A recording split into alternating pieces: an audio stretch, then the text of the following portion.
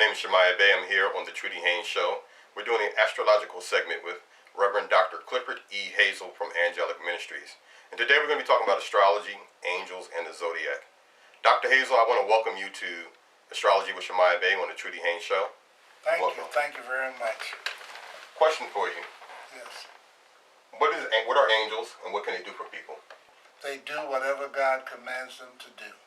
Are these just mythical creatures, or are they actually divine spirits or something that's unseen that actually can help mankind on the earth plane? They're divine beings created by God to do whatever God commands them to do. The most unusual thing is if you have a cold, God's not coming. If you have a sickness, God's not coming. God has the healing angel, and God instructs the angel to come and do whatever he commands to be done in order to get you well and better. I understand that each planet has an angel over it. Is that true or not true? Yeah, there are angels of the different planets that God has set upon the planets to do the planetary motions and to do the bidding that he desires done in the zodiac. God himself is energy, and the planets work in a circular way, clockwise way, in order to stabilize themselves to keep the universe balanced. And this is why God works in the zodiac with the planets. Okay, I know that the word Maseroth means the 12 signs of the zodiac in Hebrew, and it's mentioned in the book of Job. Now, with regards to angels and the zodiac, from your perspective, do you see that as being anti-God or anti-religious? No, because God created heaven and earth. How can the planets be evil in any kind of way, or how can they be voodoo or Hindu in any kind of way, when they were created by God, who's all energy and all pure? If you bring me a case, a situation, a problem, I go to God. In my home, I have a prayer room. That room is set aside for no activity, nothing but praying, meditating, and fasting. Once I present your case before God, and God says, accept this, I give a guarantee. There's no one in any church or any denomination that's going to give you a guarantee.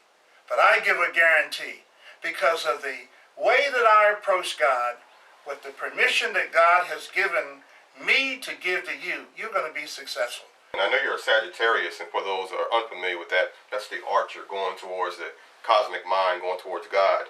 And it seems that you definitely have strived to do that. I understand that you were a monk, for those who may not be familiar with you. Well, that's 10 years of training, 10 years of preparation, 10 years of understanding the mystical sciences. With regards to the whole zodiac and spirituality, do you do ceremonies or rituals on certain moon cycles? I know in the book of, I know it's not supposed to be a religious program, but in Colossians 2, I think around verse 15 or 18, they mentioned about the new moon.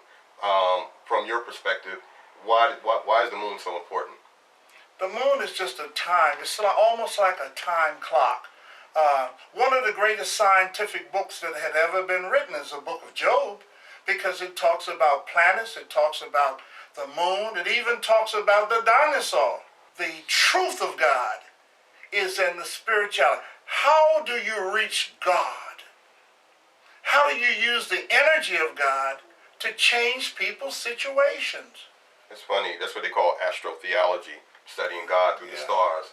Well, why are you doing that? Means that's not for regular people? Men have studied God even through witchcraft. Right. 90% of Christianity deals with pagan religions. Come on, don't say that. It deals with pagan religion. What is Christmas? Well, Nimrod's birthday. Well, what is Easter? Right. Yeah, Ishtar. Yeah. So Christianity is based upon a lot of paganistic holidays and paganistic ceremonies. Dr. Hazel just came from a spectacular seminar in Philadelphia at the Church of the Advocate, talking about angels and ancestral spirits. The energy that goes into making you alive never turns around and becomes lost. When you leave this earth plane, it goes back to the Creator who dispensed it in the beginning. And you give credit to the energy that got you where you are. The Buddhists, the Hindus, the Muslims, Chinese, Koreans, almost everyone attributes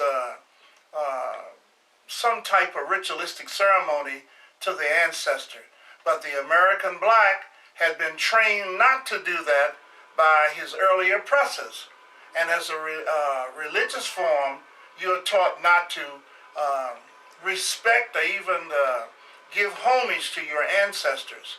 And this link, this distance of honoring your ancestors create a division spiritually between you and the Creator. Now, between you and the Creator, or you and your ancestors? Well, you and the Creator, because after all, the Creator, your ancestors are the Creator. That's a deep concept. You're saying we're all, the Creator is in us, and it doesn't Yes, go that's away. why we call soul. Okay. We worship nothing, no angels, no principalities. We only worship the Creator. So you're saying that the ancestors are more like postal workers or Federal Express or something? They are go-betweens us and the Creator. Right. So you normally don't worship the mailman, or No. okay. All you do is pay respect and homage to the people that while they were on the earth plane, they got you over. I know that they're on a higher plane, but when you see movies of seances and things of that nature, and people don't come through, or people are afraid that a familiar spirit will be there. Movies are to frighten and to scare you. A great deal of times, even churches are there to make money. Churches are there to frighten you.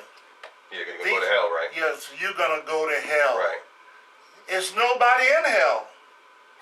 According to the Bible. Yeah, we can explore that concept, but there's nobody in. It would be unfair to humanity if the caveman 500,000 years ago was put in hell. He's got to wait 500,000 years for you to get there. So, biblically, there's no one in hell.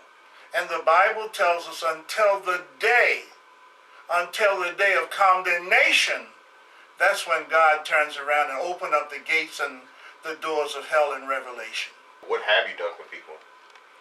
As I've said, I'm nothing but a poor boy from North Carolina. I was taught a science, and the science works. It works so great, I give a guarantee. But I take the case to the Creator. The Creator tells me what to do. I go back to the client, and I tell the client what to do. And I don't touch a client. Okay. I never put my hands on a client, and I never tell a client to do anything that's immoral or anything that would go against he or she, their religious conviction. So do you do the cutting ceremony where you have to cut the chicken's neck and trim the No, blood? I don't deal with any animals. I've never killed an animal in any ritualistic ceremony. Okay. Now, you said you learned the science. Where do you learn it from? North Carolina? I thought that I was a theologian, and I thought that I knew God. And then I found out that I didn't know God. I went to the Grand Abbey, and for 10 years I dedicated my life to learn mysticism. That's wonderful, but you learn by having a direct connection with God. You've got to be linked to God. No one can teach you how to be linked to God. It comes through thousands of hours of fasting, thousands of hours of praying, and even reading the Scripture. And that just doesn't mean the Bible. It means reading all Scripture.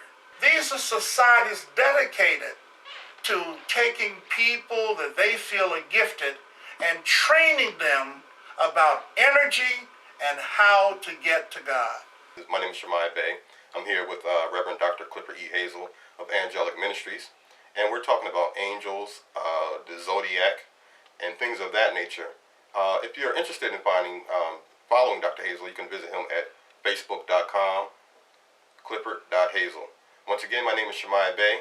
I'm here for the Trudy Haynes Show. We'll see you next week. God bless you, truly.